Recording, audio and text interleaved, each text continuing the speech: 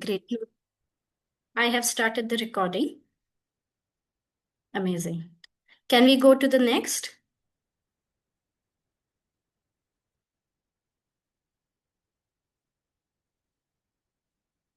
Great. As you all know, the Goal program was launched in 2006, led by Kalyani in Delhi. Since then, we have worked with 140,000 girls and young women. Now, with this 20 long years of empowering girls and women in India, let's take a look back on what it has been like, what we have achieved, what were the challenges that we have faced, and yeah, we have a very nice video for all of you. Requesting Medina to please play the video.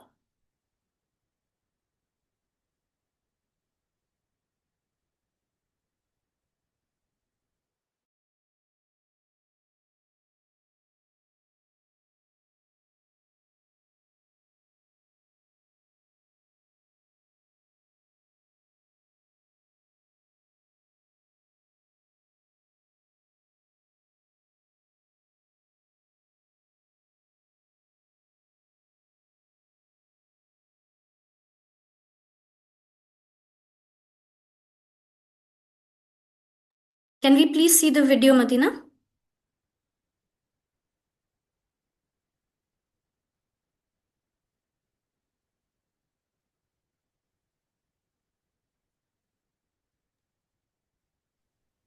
We cannot hear. Can you please reshare it with audio?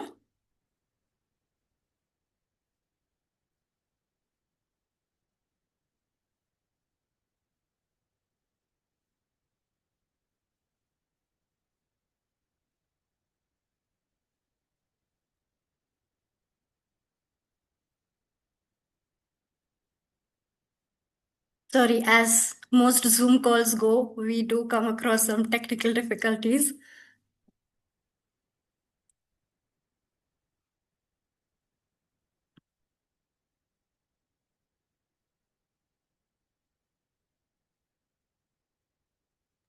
Shazia, would you like to share it then if she's not able to?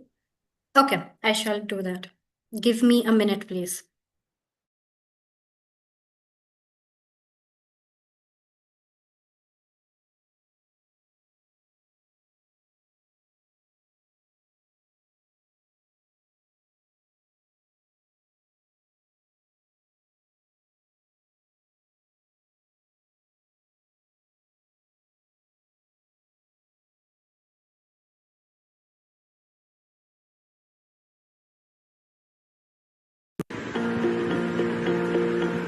I vividly remember when Standard Chartered Bank visited us in 2006 to explore our interest to implement a program using sport with adolescent girls.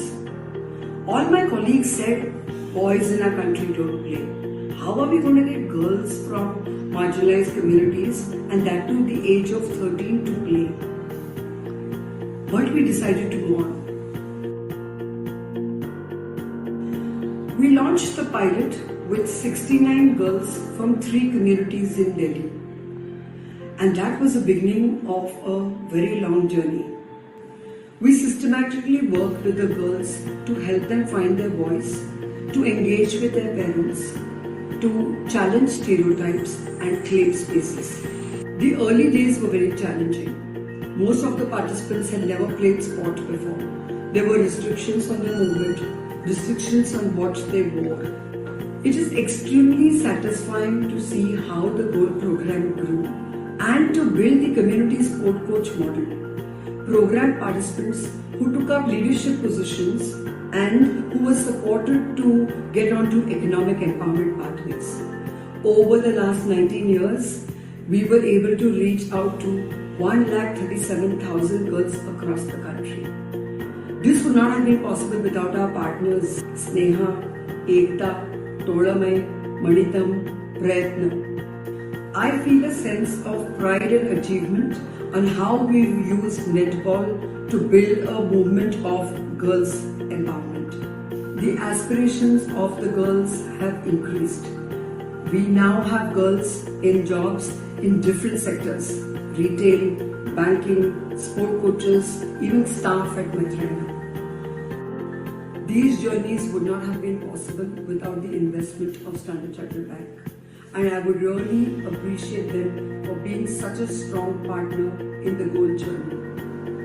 The gold program is not only in India but all over the world, and this would not have been possible without women. Finally, as the program comes to an end, it is an emotional moment, but there is hope. And this journey is really the journey of all our program participants. And I would like to thank and appreciate each one of these goal leaders.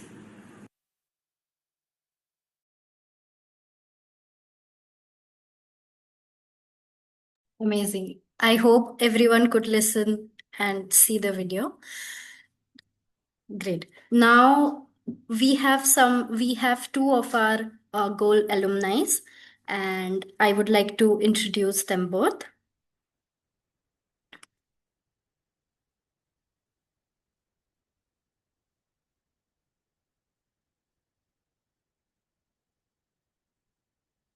Can we have the poster?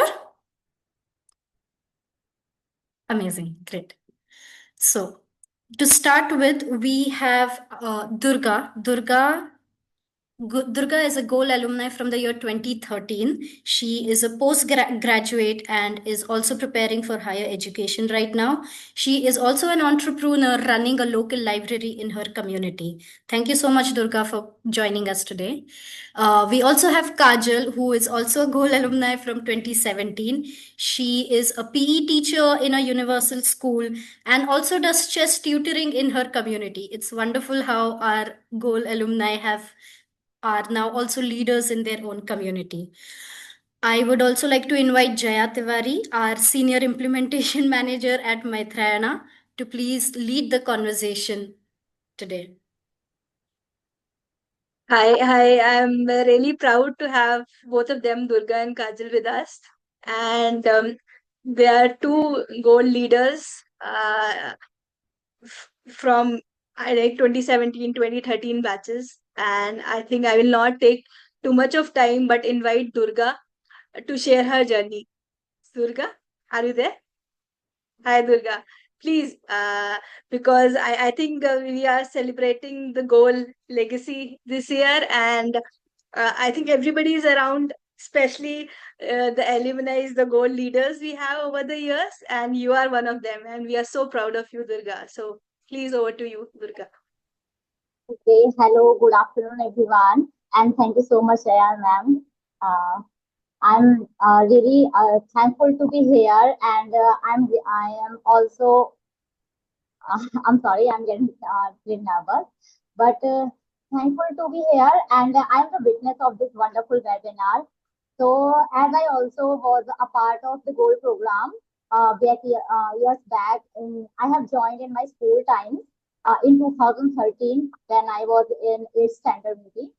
So on that time, I was a girl who is just used to be stay at a home, and I could not see on that time that there was opportunity surrounding me because I was unaware. I was a girl who just used to go school and just back to home only. But and also I did not join any tuitions and any coaching classes, so I was unaware on from everything.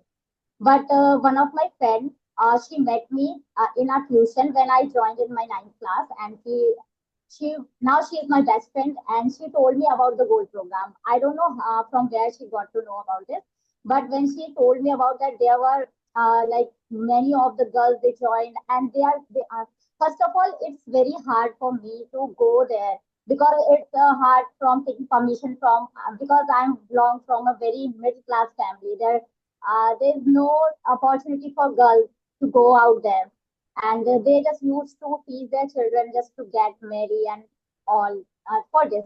This is very usual in middle class and in this type of locality. So when I go there and I saw many of coaches and CHEs there, and I was very motivated to see them. Like many of them there, I remember like Gulab Shah, Priyanka, and Renuka Rathore and Pooja Satyavan. When I see these girls and these playing and wearing first of all shorts, which is not allowed in my area, and they are playing like netball and taking life skill lessons. So it's excite me to join, and I came back home and I made my parents to please agree, let me go there. There are many other children and there are many girls, and I told them this is just for girls, not for boys, because maybe that time it was very hard for me to uh, let them agree. Please send me there. So after some time, I did maybe I spent months on that time. So this was hard. They refused many times. Many times they scold me. Sometimes my mom bitten me. Don't go there. Just go to school, and you don't need to go and join anything there. But I tried. I was made my mind that I have to join. I have to go because I had a dream in my past, like in my childhood, that I have to do something. But what I didn't know, I didn't have any idea because I didn't never see a woman except doing their household and go outside to do even jobs. So I also, if I Durga, didn't see, Durga, मैं आपको थोड़ा interrupt करूंगी. हम 2013, you are talking about 2013, so 2023 में अब आप कहाँ पहुंचे हैं? थोड़ा सा if you can tell us little about of what you are, वो लर्निंग, वो रिस्ट्रिक्शन अभी क्या है, हालात क्या सिचुएशन है, थोड़ा if you can just flashback से बाहर निकल के 2023 24 के बारे में बताइए थोड़ा. okay. So after taking all these and crossing all the hurdles which I have faced, and now I am doing. Uh, First of all, I have completed my master's degree last year, and from last year, I have completed 1 month in 1 year, sorry, in business. I was doing a local library, as ma'am mentioned already. So in my area, this was also hard for me on that time because I have an incident when I go to rent a property in my area. So the owner of the property refused me to rent a property to a girl. I don't know why, what the reason was that. So, but I thought I have to do something because I have to run a library. I made mine to make a library in my locality because that time when I was studying, I faced this that I need a peaceful place to study. So I thought that I have to open a library. So I bring my brother with me, and I make an agreement on his name. So now, on that time, he was agree. Okay, I will rent you the property, and I have completed 1 year there in April. So Thank this is you, Durga. I think आपका journey from being the participant और उस that restriction जो parents ने impose किए थे कि वो नहीं आपको स्पोर्ट्स ग्राउंड में जाना, but you have overcome and आपने एक अपना जर्नी पार्टिसिपेंट से लेके एक entrepreneur, because I know still at Matrana, we constantly struggle with girls opting for entrepreneurship, and you are one of our role models जिसने business या entrepreneurship choose किए. So what is your one advice you give for rest of your goal leaders and previous entrepreneurship के लिए? क्या क्या आपके अंदर है जो आप यहाँ तक पहुंचे? if I saw my journey last maybe 13 or 10 years, I have saw only one thing in me that I never gave up. If I made a mind to do to do something, and I know this is the thing which make me grow and which take me from there to maybe something. Here I am also right now. From there, if I saw a 13-year-old Durga and this Durga, this is a huge difference. So I never gave up on anything. If I decided to, I have to choose this, and I saw many of the leaders there, as I saw in the goal program. So I said, okay, this is a good thing, and maybe this is the thing which helped me to break the shell which I have broken, and now I am free to pursue anything, and my family always supports me right now. Thank you. Thank you so Thank you, much, Durga, everyone. for motivating all of us and saying never give up. So I think a lot of young goal leaders are also there and alumni are there, and they are really impressed with never give up's approach. So thank you, Durga. I think I would like to invite Kajal. Kajal, are you there? Or we can. Yes, sir, I'm there. Hi, Kajal. Kajal is from Ma'am, Mumbai. Kajal, ma'am, give me 1 minute, 1 minute. sure, sure.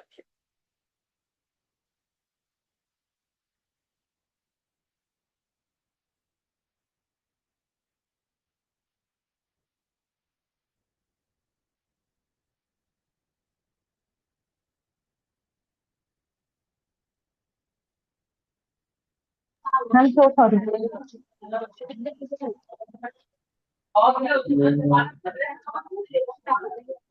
Can anyone, Are you, everyone who's not Yes, speaking, yes, please be on mute? yes, yes.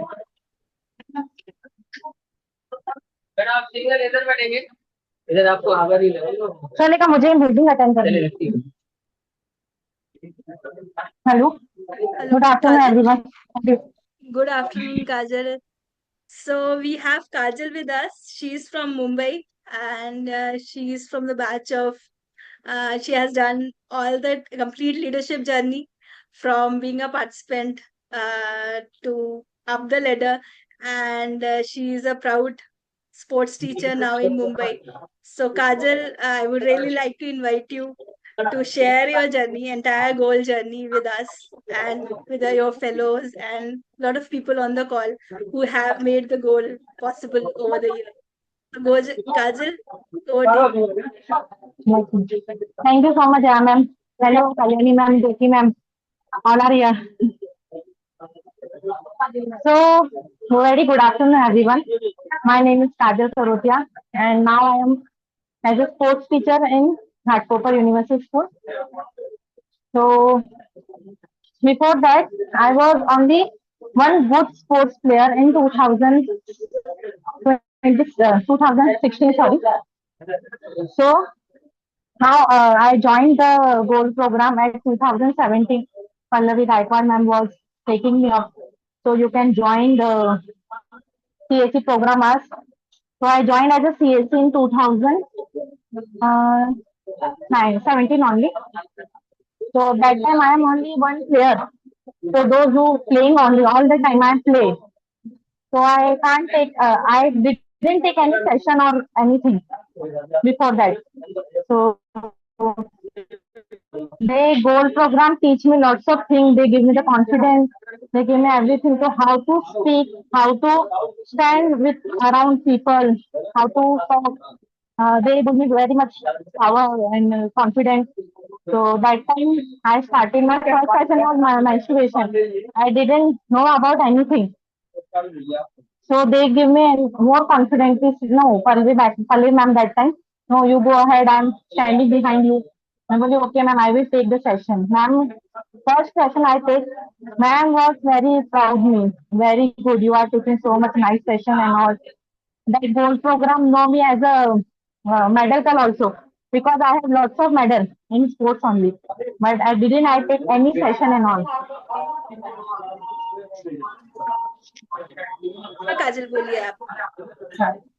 Then I joined as a CSC only. Then I take the session and how to manage the student, how to give session, how to give banana also. We will give banana that time. um, that only I learned. So my work Kajal, was आप very की nice. Journey coach भी बने, आप select हुए as a Yes, coach. yes, yes, ma'am. After that, मेरा CSC अच्छा लगा ma'am को.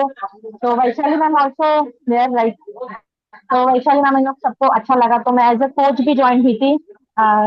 2019 में मैं एज अ कोच ज्वाइन हुई थी.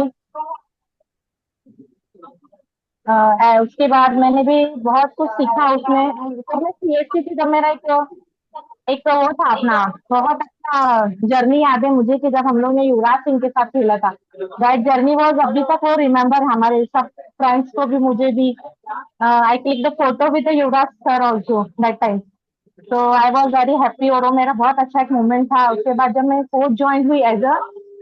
तो मैं कोच ज्वाइन होके मुझे 5 to 6 मंथ ही हुआ था. तो उसके बाद मुझे स्पोर्ट्स टीचर का ऑफर मिल गया तुरंत ही. और मैं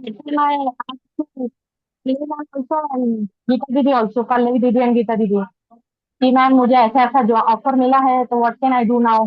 तो मैम गीता दीदी बहुत पल्लवी दीदी ने बोला कि आप जाओ आपको ऑफर मिल रहा है आपका ड्रीम जॉब है मेरा, मतलब स्टार्टिंग से एक ही जॉब ड्रीम था कि बड़े होकर स्पोर्ट्स टीचर ही बनना है। तो ऑफर आया तो मैं ज्वाइन हुई।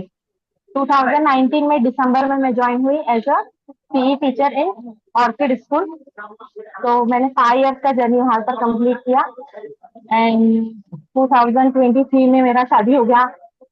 शादी भी मुझे, मतलब मेरे पापा बहुत स्ट्रिक्ट थे, तो दोज हु आर नो मी उनको पता है कि मेरे पापा बहुत स्ट्रिक्ट थे। तो अपना ऐसे कॉन्फिडेंस से लेके ऐसे अपना कि मैं जॉब करती हूँ एंड ऑल सब करती हूँ, तो उसी से मैंने अपना लाइफ पार्टनर सजेस्ट किया मेरे डैडी को कि ऐसा है ऐसा नहीं। फिर मेरे पापा तो बहुत अगेंस्ट है लव मैरिज के, बट फिर भी मैंने उनको बहुत मनाया। और 2023 में मैंने लव मैरिज किया, पापा को मना के सबको, शीतल दीदी, नमा दीदी, बहुत सारे लोग हैं। बहुत नर्वस हो रही हूँ आप लोग के सामने। Okay, no, एक्चुअली मैं, no, Kajal, you are doing speaking so well. So, Kajal, we are also very proud that you have completed 5 years as a sports teacher in a renowned school, and you have chosen your own life partner on your choice, which was yes ma'am. difficult for you, but still you managed. And that's the last question I want to ask. कि we are very proud of you. You are our alumni, you are our leader. आप किस चीज के proud feel करते हैं आज आज आप अगर देखेंगे अपने आप को, तो क्या क्या चीजें हैं आपको लगता है कि you feel proud of yourself? First तो ma'am Kajal school, now I am in, now I am in universal school ma'am. ये मेरा एक क्वेश्चन है। Now I am in universal school Ghatkopar branch as you uh are in PE university teacher. Yes ma'am, yes ma'am. As a PE teacher, Now, okay. now I am teaching chess also there, privately. तो आप proud किस चीज से, अपने क्या proud feel करते हो किस चीज के लिए?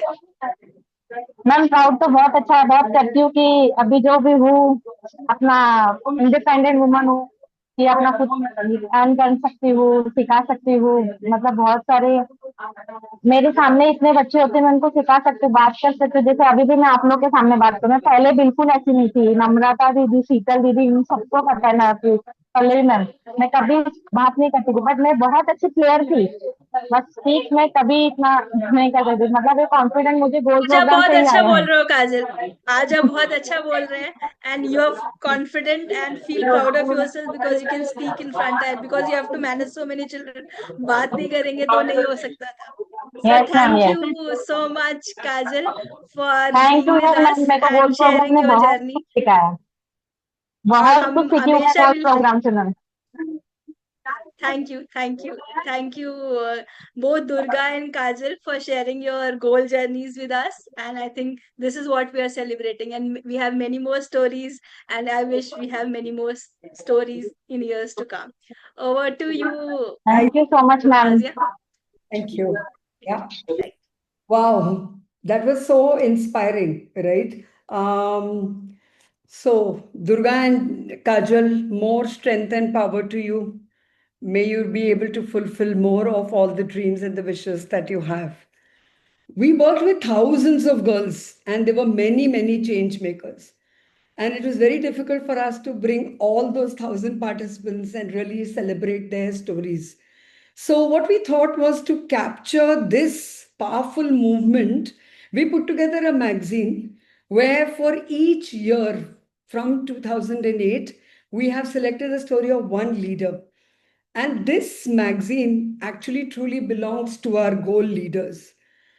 And like we shared earlier, that this program is not only in India, this program is being implemented world over, actually 23 countries. And that was possible because of the relentless efforts of Women Win. So we thought we want to give this magazine to Kajal, Durga, and Yvonne. And while your hard copies will surely reach you, we just have a small visual of us giving this to you. Over to you, Shazia. Thank you ma'am.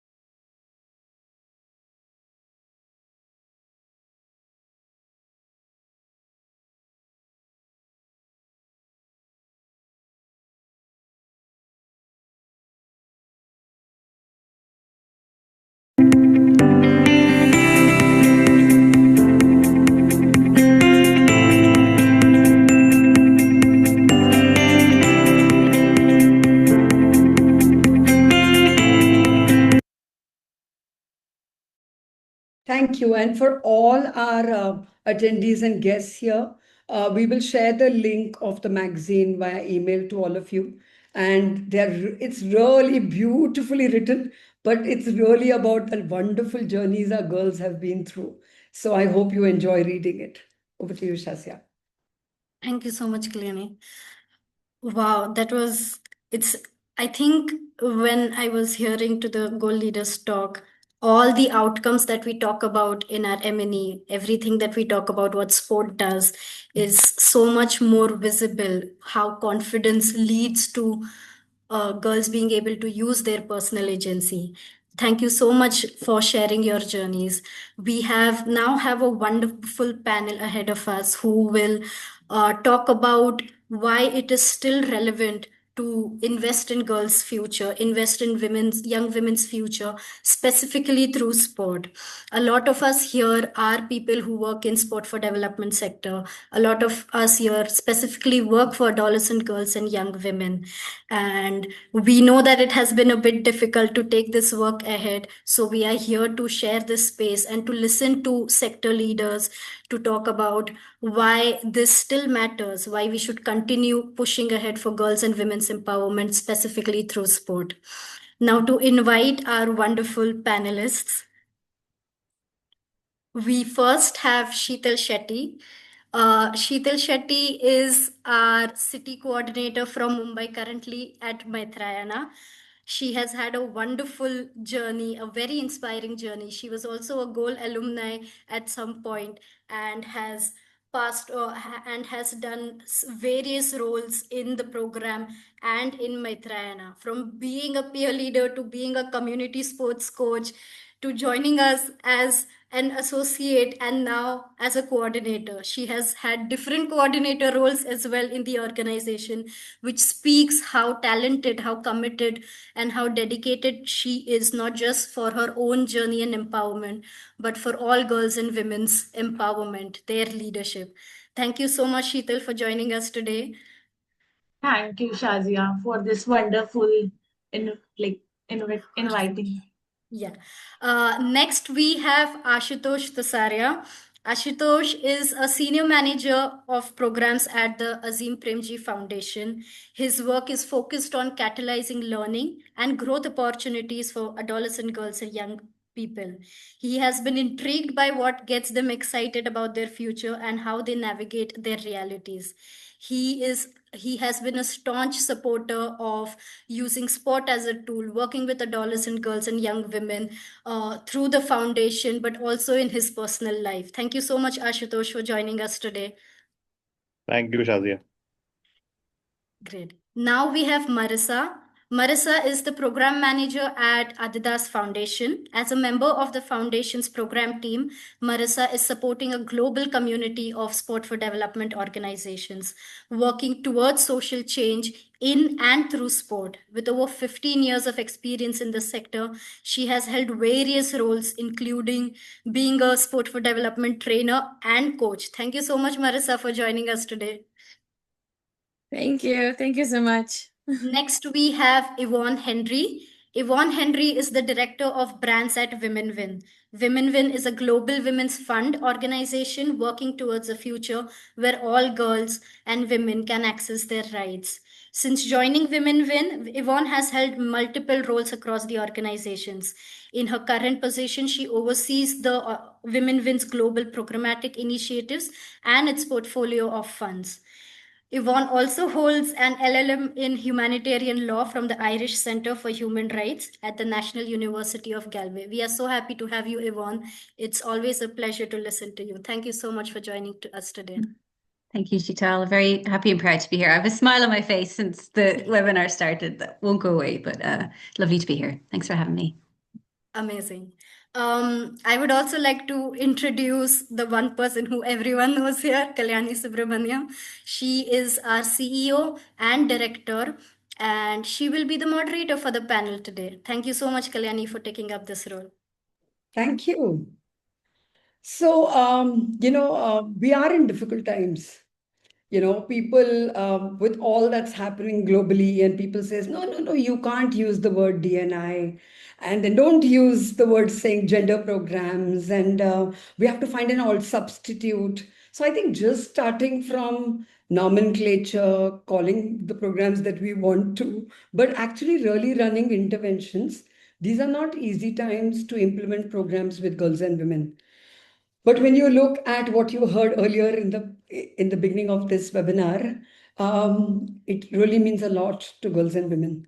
So as we think of the global context as well as the challenges that we see in the sector, the question is how relevant are programs like the Grow program even currently?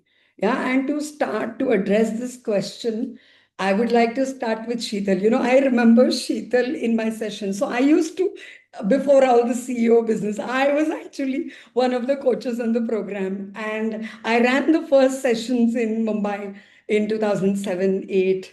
So I remember Sheetal in my class, and Sheetal was very quiet.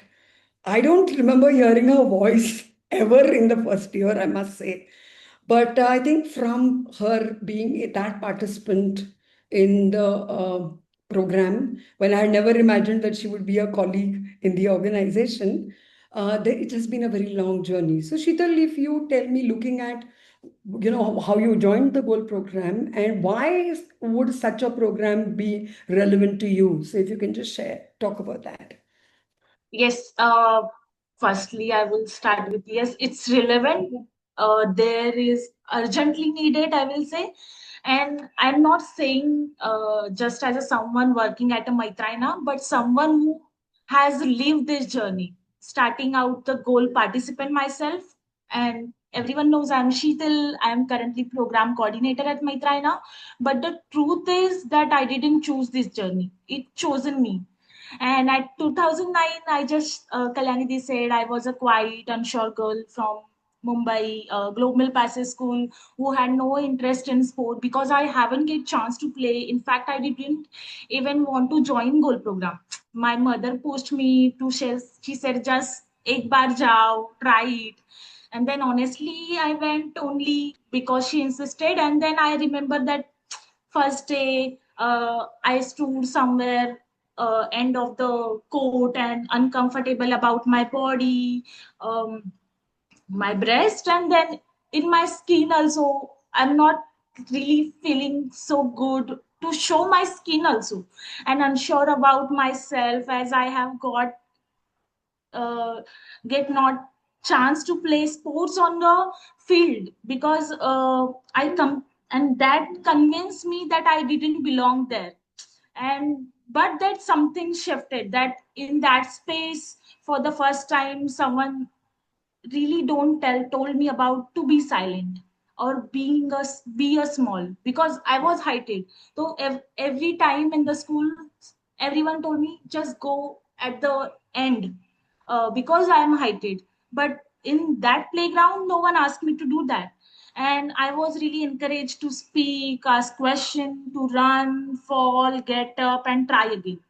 Slowly I started looking at the people's eyes, started raising my hands, standing there taller, and not just physically but mentally also, about speaking about my periods, about my clothes. I was uh, fear of having ki if someone is looking at my breast or someone is looking at how I am walking. So that just from there I will say I become a peer leader, then coach, and then someone who began to speak in front of room of full of people. And today I lead the city team, design programs, train staff, speak on the panel like this. And but what people see now is only surface. The real change was inside about ki first I was asking question of ki can I, but now I ask what I can do more else for girls. And gold didn't just teach me the sports, but it taught me about who I was allowed to be. um, uh, I had never experienced before a safe space, a sense of self and skills to stand on the ground. Back then I thought it was just about playing netball, but was actually there I learned how to communicate confidently, how working the team, how I understand my body, my rights, how to say no when something doesn't feel right. And even today in 2025, these same basic things are still missing so far. And just yesterday, I visited one community in Mumbai, near Thane. So, and honestly, nothing has changed, as some places like girls still don't have access to playground, sport is still not for them. Menstruation is still full of myths. Girl told us they never got correct information from school, their parents, fear of shame to talk about it, and then most of them still use clothes or they do not know about pads, and it's unaffordable as feminine hygiene products are luxurious. So we also spoke about violence कि क्या and it was really heart breaking कि हम कैसे normalise बातें करते हैं, क्या इसने क्यों पहना है, क्या पहना है, रात को ये क्यों बाहर जा रही है। हम गर्ल्स बहुत आसानी से एक दूसरे से ये ब्लेम करती है and consent they didn't heard about it. So ये सारी जो चीजें हैं, that's what program is still necessary I will say. And just last webinar में एक लड़की ने कहा था कि हमसे सब पूछते हैं कि ग्राउंड कैसा हो, सॉरी पति कैसा होना चाहिए, बट कोई नहीं पूछता कि उन्हें उनके सपनों का ग्राउंड कैसे होना चाहिए।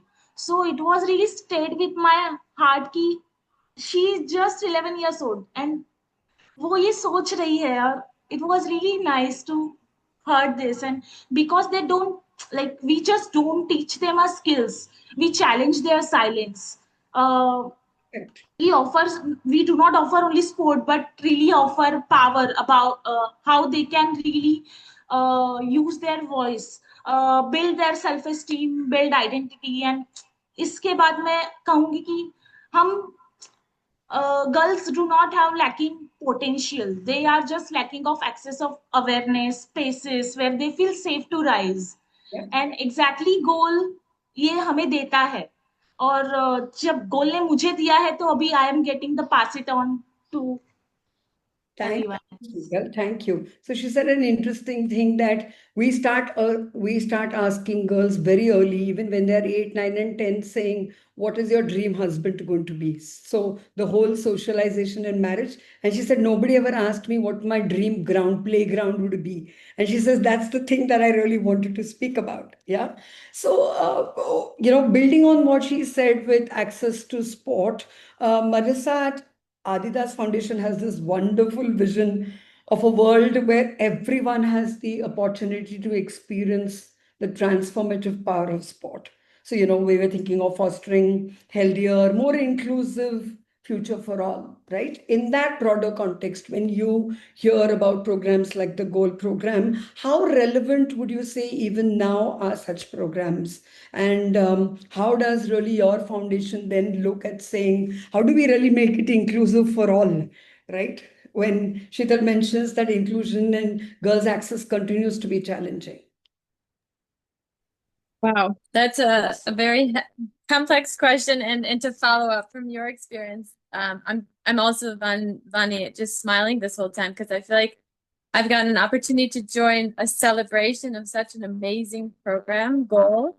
But I also would just encourage you all to think of the legacy that each of the individuals here, but also the program. And I've seen it firsthand how goal has trickled into other organizations, curriculum, what they're doing, how they approach working with coaches, working with the entire organization. So I think the goal model will continue to live on through the different organizations. And as a foundation, at Adidas Foundation, I even have examples of organizations, some of our partner organizations with our United by Sport, where I've even seen them referring to the GO program as kind of good practice. And that also, I think, goes back to the way that you all made it open resource. You wanted, yes, you have the partner organizations who get access to the different trainings and, some kind of specialized way of working with you all, but then just the fact that it's available for many people to use all over the world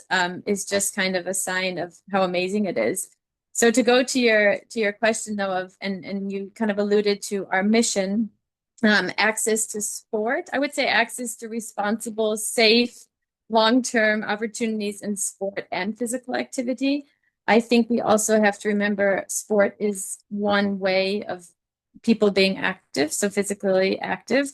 And so this is what we are really also trying to understand because it allows us to broaden it to look at the sports sector as well, but also those who are responsible and very interested that young people from different marginalized communities continue to be active, whether it's in school programs for physical education, whether it's in school-based sport and physical activity programs. So yeah, so at Adidas Foundation, we're very, very interested in this, I would say, complex challenge. And as we work at a global level, it's really important for us to also, as we are developing our strategy around this, to be able to identify the different such programs like Goal, which have been really leading the way, and learn from you all. And this is why this moment for me to be able to be here today is really fantastic.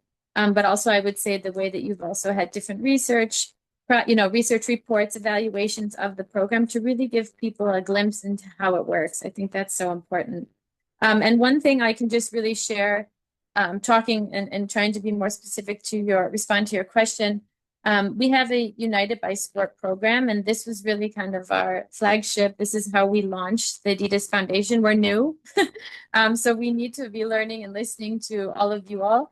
But through the United by Sport, even the kind of the entire process, we got to learn through that. Saw that there is a huge need. So going back to this, is gender, equality in and through sports still relevant? Of course.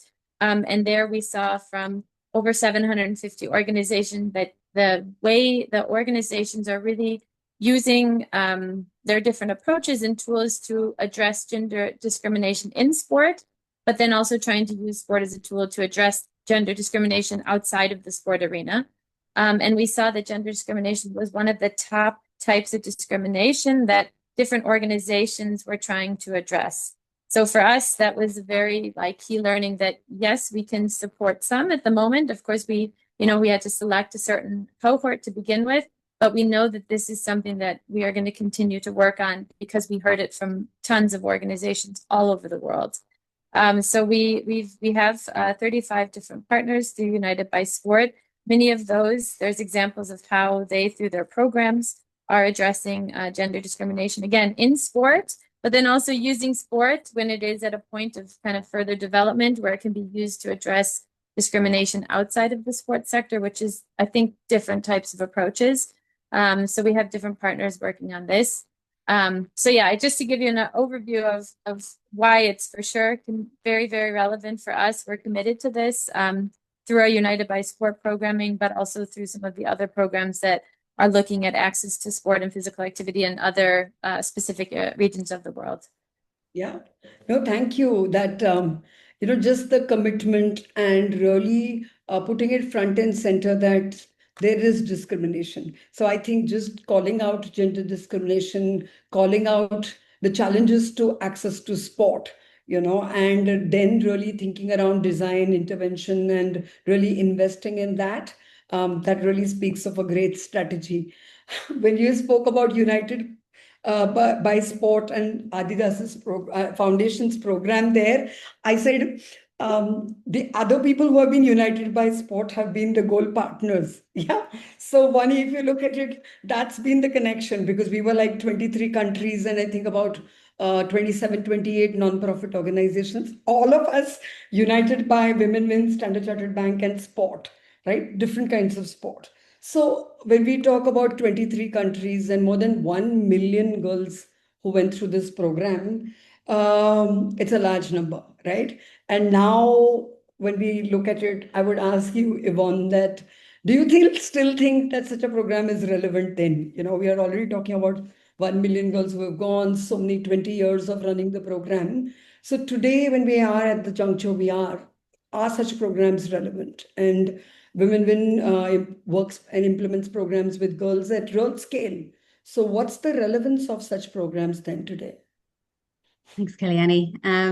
Thanks for the question, and great to be here, and lovely to see you, Sheetal, and to hear from Durga and Kajal and Seamress and everyone else. Yeah, I think it highlights the power in the storytelling. I think it was really lovely to start with that piece. So great to be here, folks. Programs like also relevant. Absolutely. I think it's not only are they relevant, Kalyani, but they're also essential. As you said at the start, we're living in a time of deep uncertainty and accelerating pushback on girls' and women's rights and gender in particular. And Goal often offers a proven, scalable, as we've talked about, and community-rooted response. So it's very contextualized, localized, community-rooted, but we also managed to scale it at the same time, which is quite unique, I think. So for us, I think a few things. I think one, investing in adolescent girls and starting young is more important than ever. And I think we saw this over the years. It came up in the research a lot, like starting young, starting young, starting young.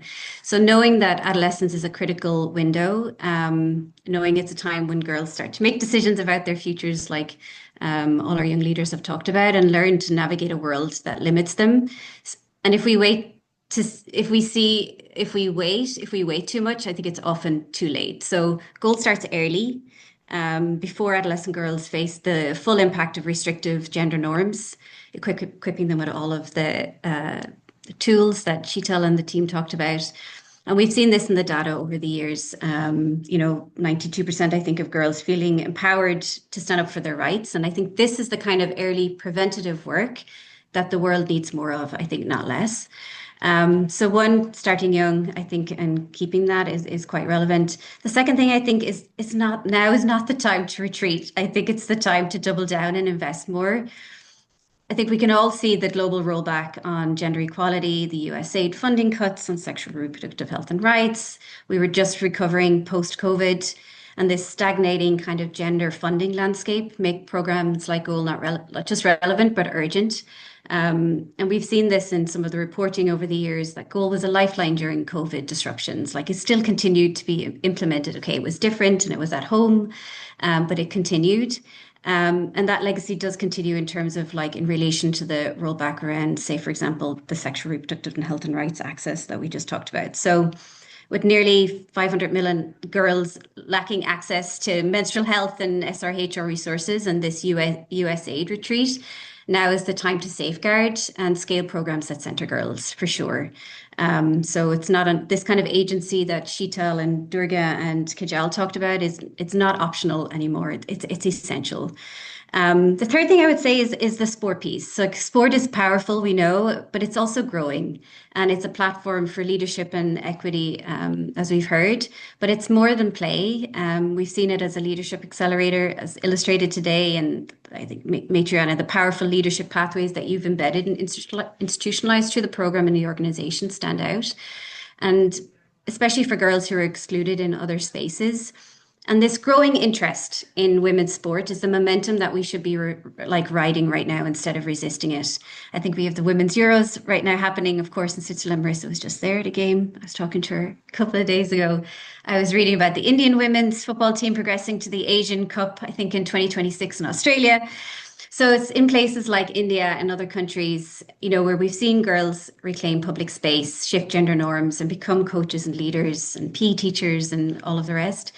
And with women's sport gaining global momentum, now is the time to ride that, I think, and ensure that girls can access all of these opportunities. So yeah, we've seen what works. Start early, stay consistent, leverage sport and play, invest in girls holistically. And as you said, with over 1.1 million girls reached through the program since 2006, and these ripple effects that continue and continue, I think the relevance isn't the question. Maybe it's more like, how do we sustain the investment and movement and momentum in it to keep it going?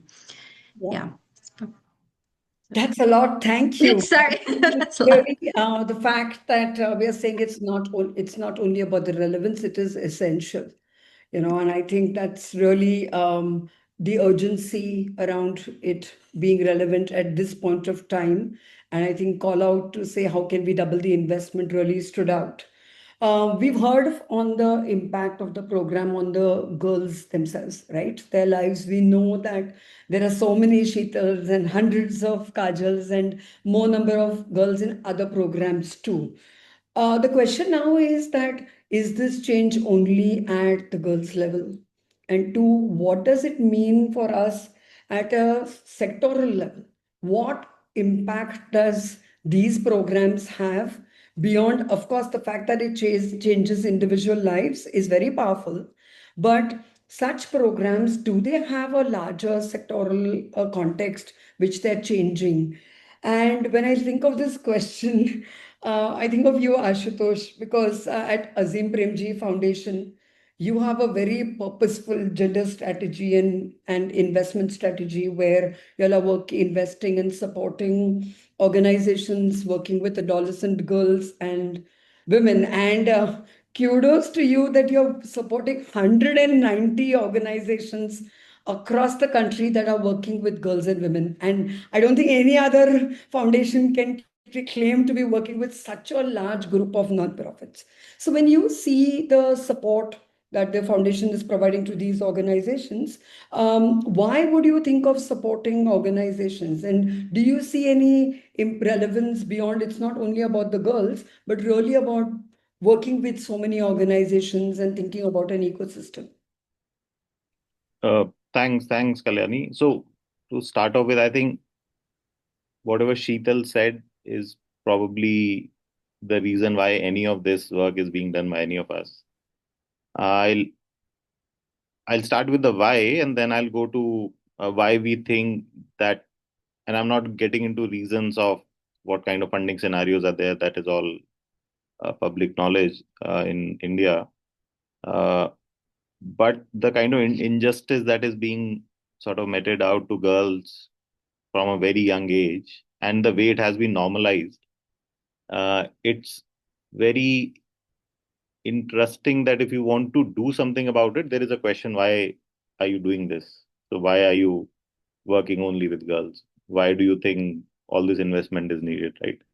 Uh, the simple answer is whatever Sheetal said should not be happening, shouldn't have happened to her, shouldn't be happening to anyone living in a free country in normal times. Uh, but the fact it happens, it continues to happen, and she said it rightly. It's 2025.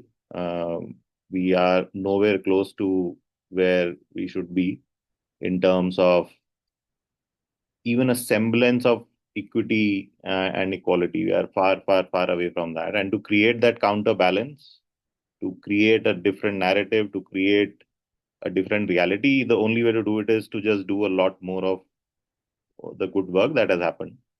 Now, uh, and as you said rightly, obviously change starts from girls themselves, and that's the real goal or the real aim of any program that is wanting to do something substantial in the lives of adolescent girls. But as I think Metrayana is a good example, because when you visit a Metrayana office, you see so many alumni who are your staff members now. And I don't think there is a policy or a quota for Metrayana alumni to become staff, but they are just so good that they get selected. They stand out in a crowd. And that's the kind of change that starts happening after the girl has learned how to tackle her own issues. So I've always felt girls more than boys or anyone else, they are like boomerangs. They go out and they come back. That's the kind of trajectory they follow. They're not happy just leaving. They learn and they leave and they just forget everything else that they've left behind. They usually don't do that. They come back because they want to fundamentally change this reality for many more around them. And that's the kind of change we've seen now. I can give you some examples. Like there are villages in Uttarakhand where girls are supposed to stay in a cowshed during the periods. And there are girls who are fighting against this practice, and they've stopped this practice in the villages. There are girls who are getting roads sort of built in their villages. There are girls who are stopping child marriages. There are girls who are getting children back into school. They are talking to your ward members. They're talking to elected representatives. And see, all of this is beyond them living their own lives with a lot of confidence, earning for themselves and their families. So this kind of change, and it's not, it's a very secular trend. We've seen it across board. Any deep, well thought program in a few years tends to have this kind of an impact, which is far beyond just the immediate sort of family or the immediate power or the circle of influence of the girl. And this happens not so much because of a program or because of the organization. It happens because there's an innate capability and desire to just do a lot more amongst most girls. That's been my experience. Every month I meet at least 100, 200 girls in many organizations. A lot of these are young leaders who are wanting to do so much more. And now we are facing a very unique reality, right? A lot of times, many of these girls are saying they're probably so good that the usual worry for any Indian parent is when will and how will she get married, right? And unfortunately, we are in a society where that question still is a very important question, even for many of these girls, definitely for parents. But we are facing a reality. Maybe they just don't have good enough folks around to choose if they were given that opportunity. So, but it's interesting. These are good times, and I think bit of an inflection point in how if a lot of this work goes on, because India is a large country, whatever is being done is not enough. Probably need a Sheetal in every gully mohalla in this country, and for that to happen, a lot has to be done. What that will do, one will probably cross that bridge once we reach there. It clearly won't be status quo. It'll disturb a lot of power balances, but we'll see how that goes. No, thank you. I've very interesting ideas, but also the fact that that has really been able to bring so much investment to organizations that are bringing the change on the ground. Yeah. And you spoke about the impact on communities and how it will change. So, Sheetal, are you seeing this influence and this impact even in the communities, or is it still located only with the girls? What are you seeing in the communities that you are implementing the programs with? If it's me, though it's shaped who I am today. But if I see in the community, the impact didn't stop with that girl. We often say invest in a girl and you invest in her future. But what I have seen is if we invest in girl, we change the entire ecosystem surround her. In many communities where we work, we started the real challenges like key parents hesitate to send girls. Their brother used to come to the ground and they just shout on the girl. Then some families are conflict between each other and they didn't speak. So girls are also not allowed to come on the sports ground. Sessions cancel because we do not have space to girls do not have play space to play. Then but now after a months and dialogues after the parent session, those same families are opening their homes during the rains. Just last week there was raining and then parents that same community, they allow us to come to their home and they like they don't want their girls to miss the session. So and it was really nice to see listen that from my junior coaches actually. And one mother recently shared कि मुझे लगता था उन in our one parent session she told that कि she thought she is doing the gender equality in her home. लेकिन जब हमारा पहला सेशन हुआ जो इक्वालिटी को लेकर है, सो शी सेड नहीं अभी नहीं लगता मुझे बिकॉज मेरी लड़की जो है पानी भर के जाती है घर से, वो अपने काम खत्म करती है, अपना होमवर्क करती है और बर्तन वगैरह कुछ होता है तो वो छोटा मोटा कर देती है और चली जाती है खेलने के लिए. बट मेरा बेटा तो ऐसे ही सुबह उठ के चला जाता है. व्हाट आशुतोष जस्ट सेड कि हाँ लड़कों को तो ऐसे ही जाना होता है. दैट रियली और ये नॉर्मलाइज है. सो पेरेंट्स को ये कहना कि हम तो इक्वालिटी करते हैं लड़कियों के साथ, और मैं नहीं कहती कि पेरेंट्स कभी अपने बच्चों का बुरा करेंगे, बट दिस छोटी छोटी चीजें जो वो नहीं ध्यान दे पाते and that's the awareness does changes in what they do and what they think also ki. So when people ask about key impact in investing girls, it's not single story or number, it's every household conversation, every shift in mindset, and that every door that opens the rain, and it's a long term thing कि आप अगर लड़कियों में invest करते हो उसके पूरे she doesn't rise alone, she Yeah. takes whole community with her, so that's the thing. Thank you, Shital. She gave a very interesting example, a quick translation, where she said that a parent who believed that she was, oh, I treat my children the same and we have gender equality. And then they were talking and she said, yeah, but their daughter gets up early, she fills the water, finishes the household chores, then she's able to show up a session and her son just gets up and goes, right? So she said, then how does a parent not see this? That no parent actually is against a child, but we are so strongly conditioned and socialized to think that certain role functions are just about a girl doing them, that we really have to work with communities to help them challenge this. Yeah. We've spoken a lot about, how we are engaging with girls and how, y'all are running programs where the girls are being engaged. One of this brings to this point that one of the questions that Maitrana has always asked is, why don't you do programs with boys?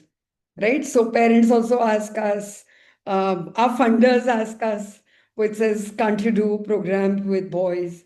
And the question of the curriculum, the question of the design, right? So the point is, are girls only programs relevant, right? And as we think of designing curriculum, what is that perspective that we need to have? How do we really truly design curriculums which are relevant for the participants? So Marissa, you have experience around curricula, and personally also you've been involved with not only with the goal looking at some curriculum but also at Adidas. So what is your idea or opinion around saying, should it be girls only sessions? Any other your insights around designing curriculum? Yeah, and that actually, this question, and I hear it also all the time.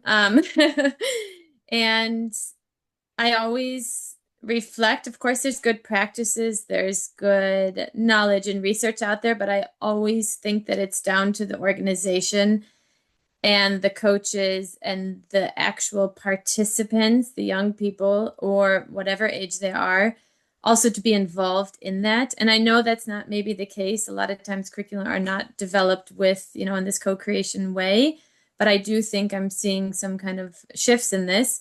And so it's really up to the community, the leaders, the coaches, the trainers, the facilitators, the M&E folks that are at the organizations to really decide what works and what their goals are. And I've seen encouraged in this, I'm encouraged in the sense that there could be different phases where it is girls only, and going back to kind of what's age development, what's development appropriate for a certain age, for a certain context, a certain culture.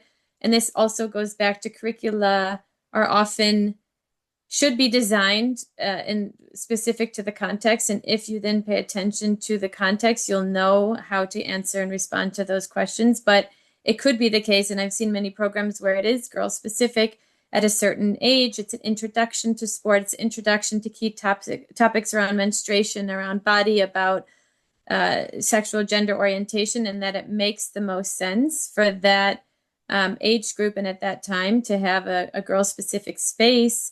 Again, looking at what the society is already offering for girls. What does it look like for girls in the school setting? What does it look like for girls in the home setting? And then kind of really thinking, okay, what is the best? Where does it meet the girls and their needs? And then there are programs where then, of course, if the young people can be in it and then they develop, like we've heard on all the different anecdotal, develop certain skills and feel comfortable at a certain point where then you would involve boys or non-diverse participants, then that should be kind of a decision, made based on conversations with the young people, and then also probably their parents and other people in their spheres of influence, and so I've seen that, and I know maybe that's more of an ideal, and of course funders also want to, I can imagine them asking you this question, but actually they have to also trust that what's right for the community because you've had these conversations and you've also, the context better than anyone. Or if it's, you're a new organization, you show that you've done your assessment and you've, spoken with different researchers or different other today, different people who are working as well and are responsible as well for the development of young people and consulted with them and found out what is the most appropriate. So I think as a foundation, we are not in a position to say, that you should do your curriculum in this or that way, because we really have to trust that, we select good partners and that they are doing it. Of course, if there's certain topics that they would like us to support and, and maybe in the sense of bringing in different knowledge, people who hold different knowledge, whether it's researchers or creating a community of practice where we can lean into some of our other partners and ask, different NGOs or different bodies to support those types of questions. But we are not normally the ones with the answers to those questions, because as we know, sport is about working with people and communities, and it has to really fit the local situation. I can even give an example. This doesn't have to do with my job, but I have a lot of volunteer roles in sport. I'm a coach. I'm also a player. My kids are both in sports, and these questions also come up a lot with girls football. So at the community level in Germany. And actually what I'm seeing, and maybe this is interesting, maybe not, but is that there's this mix. So girls and boys play football together until a certain age. And that has kind of how it's always gone like this. But now I'm seeing kind of shifts where there's a lot of girls dropping out. Maybe they were the only girl. Maybe there was one other girl. Maybe the coaches weren't able to, meet them and really kind of design programs with their needs in mind or what's going on in their lives. And so you were seeing a lot of dropout. And so now there's also then girl only programs. And these clubs are really rising in numbers. They're not you can't find them as often as kind of as often as kind of your normal community sport program, but the numbers are showing that people, the girls themselves, their parents are liking this offer, but there's also barriers in that, and that it's not in every community club. So then the parents have to drive a little bit farther. Maybe then you have to pay for gas or pay for bus fees. So I think again, I just tried to give kind of an example of where I am located, so what I'm working on, but then also from the foundation point of view is really trusting the organizations and that they know what's right. Thank you so much. Yeah. Ashutosh, you have rich experience of program implementation yourself and also worked many years around skill development. What are your thoughts around girls only programs? Yeah. Again, I'll go back to what Durga and Kajal were saying. So I think one of them said it was hard to convince my parents to come to a space, and the other one said मैं पहले नहीं बोला करती थी, मैं बात नहीं करती थी. So mostly that's one thing a lot of girls, the first thing they say, that what has changed in your life after coming to a certain center or a collective or a group, they say I've started talking. I'm speaking now. Now that is not possible in this country when you put girls and boys together. Boys, by the kind of entitlement they grow with, no matter where they are, and I have first-hand experience of it. So this is serious what I'm saying. I don't think we are wired to share space or power with anyone else. We ask for things and we usually get it.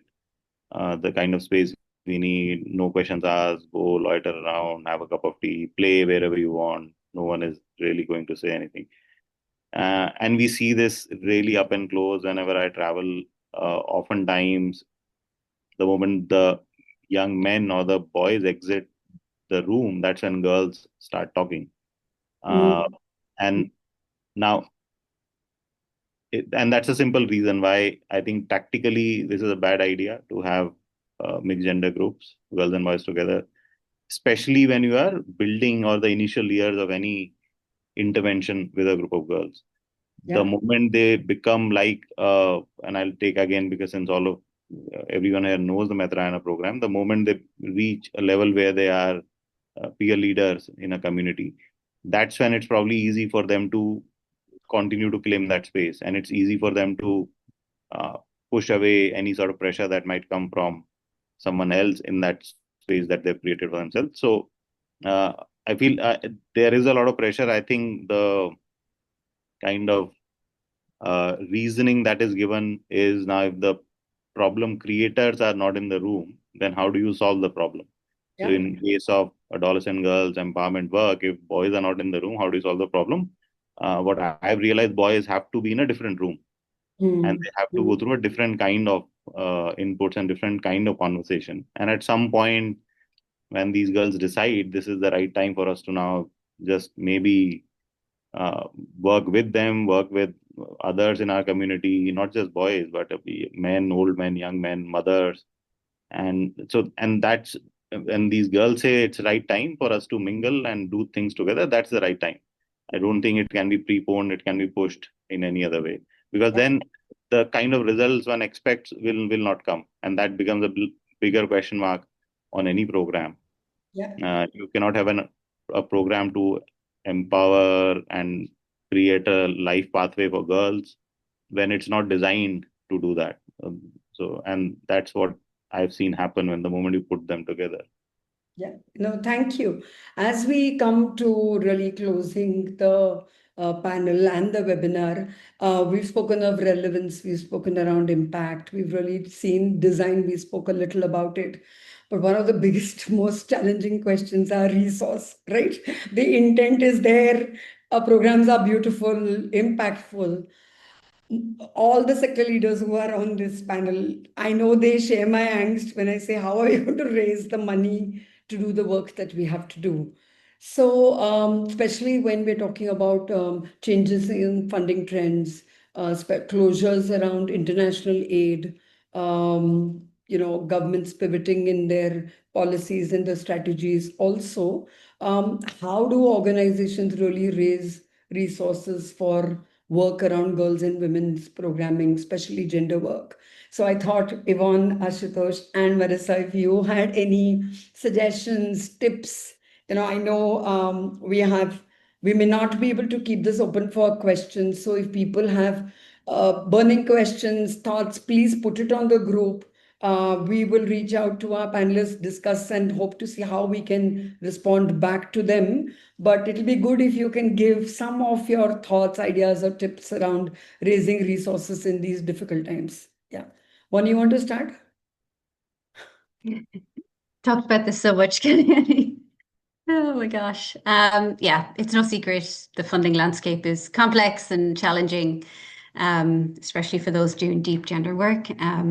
So one example, we also sit in the Women's Fund Feminist Fund space, and I think they did some research, and I think the estimated losses was like 670 million over 2 years. That's just one space. So you can imagine the breadth of that. So yes, it's very real. We're in a new strategy year, actually, and we've been researching frameworks around how to go about it. And my colleague Nicole came across a framework. It was called a VUCA. It's like volatility, uncertainty, complexity, and ambiguity. I'm like, they're literally all the words we use on a daily basis at the moment. But yeah, it's likely to stay like that, I think, for the foreseeable future. And I don't think this complexity has to paralyze us. So maybe just a couple of things of like what Women Win is doing and how we're trying to strategize and think and plan and partner. I think first of all, for us, to use that term again, we're doubling down on relationships. Like for us, trust is the strategy here. In this fragmented and very unpredictable environment, we think trust is the most reliable currency that we have. So for us, we're investing a lot more time and energy in our ecosystem of partners. And that's not just Matriana chats and communication all the time and sharing knowledge, but with our funders who are also really struggling folks. We have some great allies and friends working in some of our funding, some of our funders who are also really, really challenged. But it's not just about maintaining connections here. It's really about actively nurturing relationships.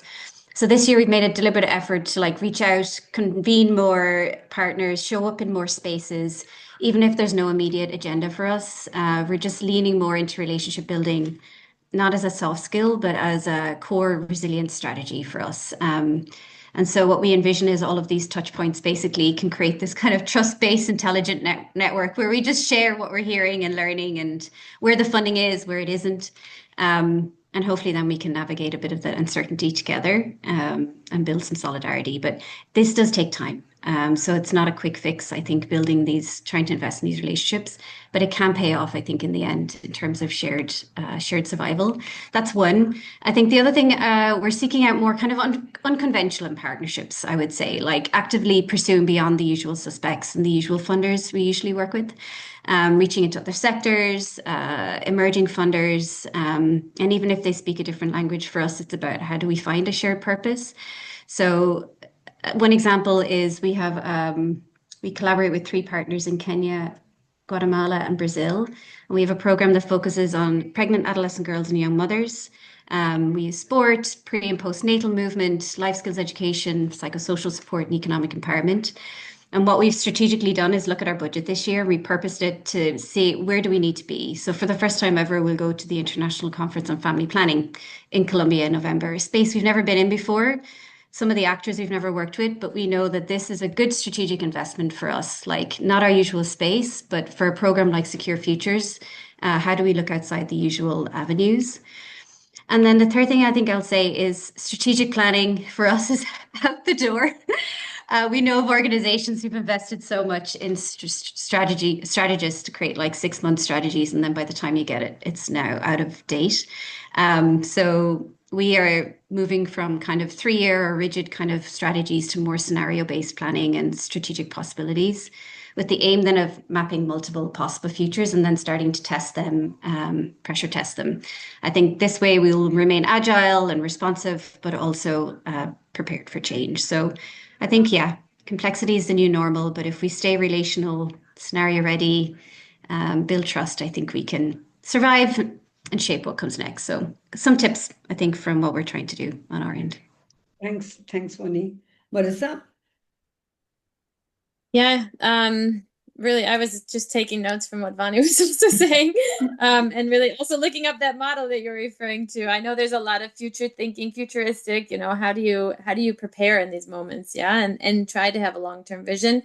So as I said, we also are working on our strategy, and in that, like, we really need to listen to our existing partners, find out what are their different needs, but also other funders. We're speaking, we have lots of conversations with other funders. We know that the resources, that there's less, and so we really need to, when we act, we need to find the places of the greatest need and really leverage the moment that we're coming into this space where there's a lot of knowledge, whether it's from researchers, whether it's from the different reports that you all put out. Like, there's a lot of knowledge on what's worked, what hasn't, good models, good partnership models. So we're really trying to kind of learn a lot. And I know learn, but act fast, because I know that there's a lot of, as I said, need in the sport and sport for development sector. And then one other point I would say is through the partnerships that we have with the different organizations, what we are also trying to do, we already do general program support, but we're looking into this as well. So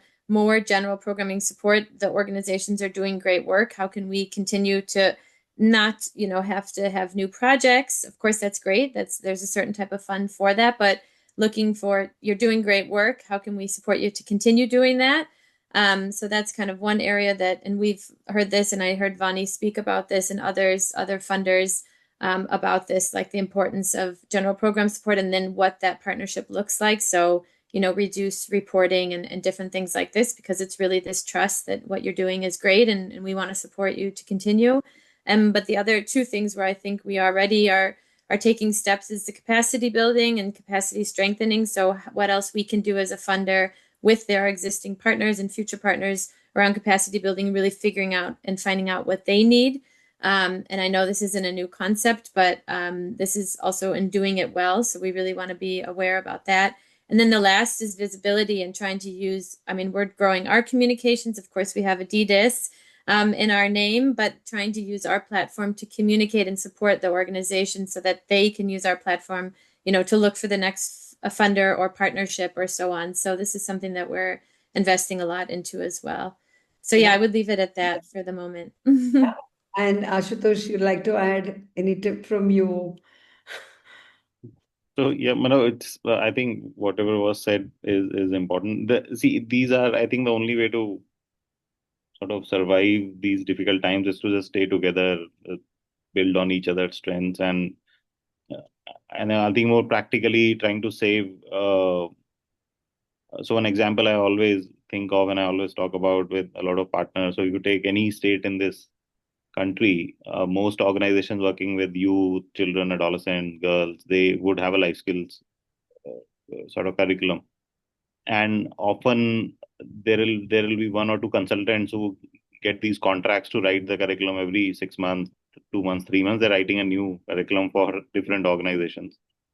See, it's just so easy to reach out, meet, talk to someone else, get something that's already in place, save some of that money for other inputs or more sort of practical input.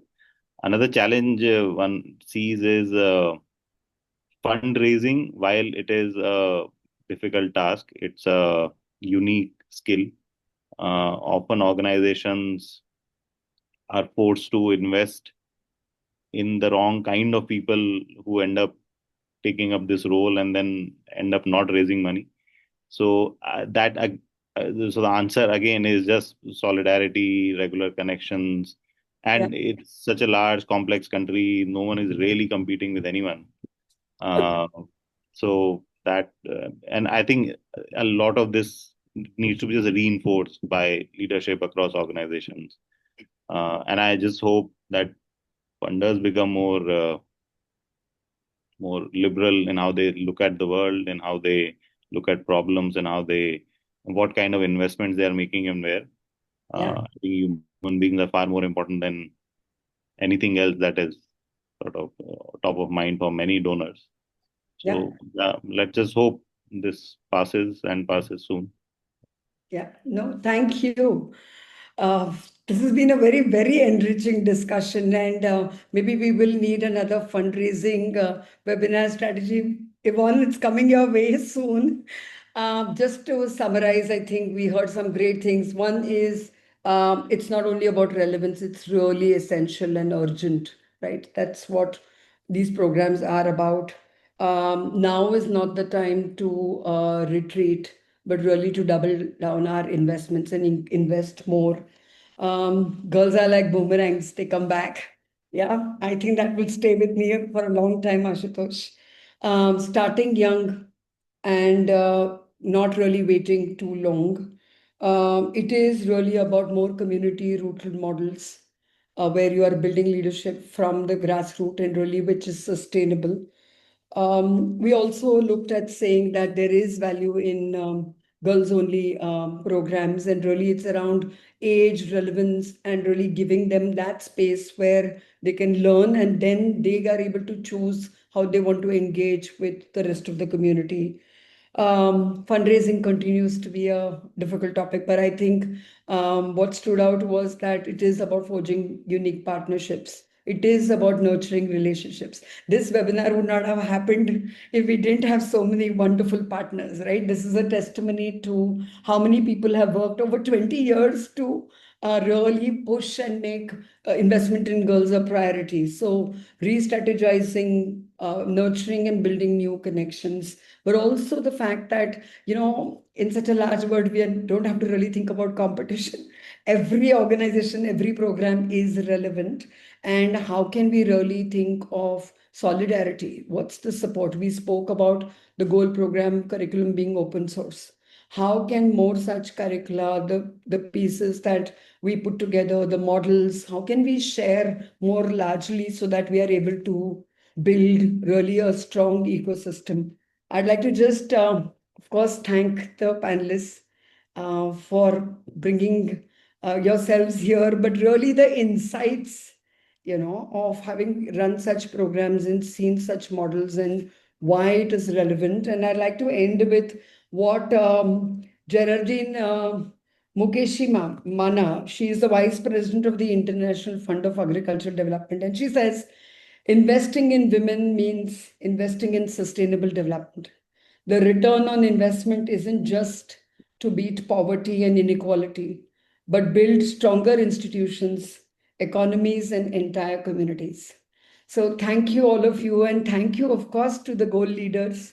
Kalyani, can I just say something before Yes, everybody surely, leaves? surely, yeah. And I just want to say I have sat and listened to this whole seminar, and it is truly inspiring what you and your team are doing. And we're so proud at World Netball that you are using the power of netball to change lives so incredibly well. And we're delighted to be working with you, and delighted. And so a huge thank you to everybody in your organization that has done so much, and your other partners as well, that have done so much to support the development of changing lives through netball. That's what you're doing. And so big thanks from everybody at World Netball. Thank you. Shazia, you want to just wrap up? Yeah, thank you. Yes. Okay. Wow. I don't think there's anything left for me to say. It has been a very inspiring, very enriching conversation that will leave us to think more how we can make this movement better, how we can make sure that more girls and women get the access to their rights and can actually use them. So I think just thank you, everyone. Thank you so much, the goal leaders, our wonderful panelists, and our participants, our attendees who are here for the conversation today. It has been a wonderful 1.5 hours, and we are right on time. So thank you for that. Can I please request Preeti to click a picture of all of us? And I see 55 participants on the call, but less faces. So please, can we see all the faces on the call today? Yeah, if you're comfortable with the picture taken, yeah. Yes, if you're comfortable with the picture taken. Amazing. I think Preeti, you can do the picture right now. So on the count of three, 1, 2, 3. Just stay there for a minute.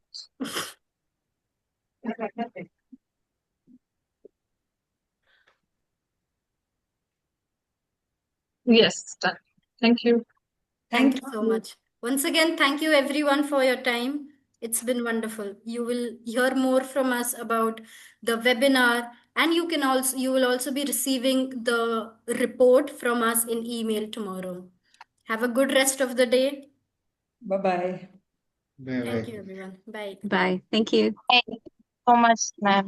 Bye-bye. Thanks, everyone. Thank you. Thanks, Marissa. Thanks, Yvonne. Thanks, Sahitosh. Thanks, Durga, and Katja, and Kayani, and Shasha, and Preeti, and Madina, and Jaya. And Koki. Cookie, ma'am. Okay. Bye, Now I'm not bye, clean. Koki, ma'am, for thanking everyone. Yeah. Okay.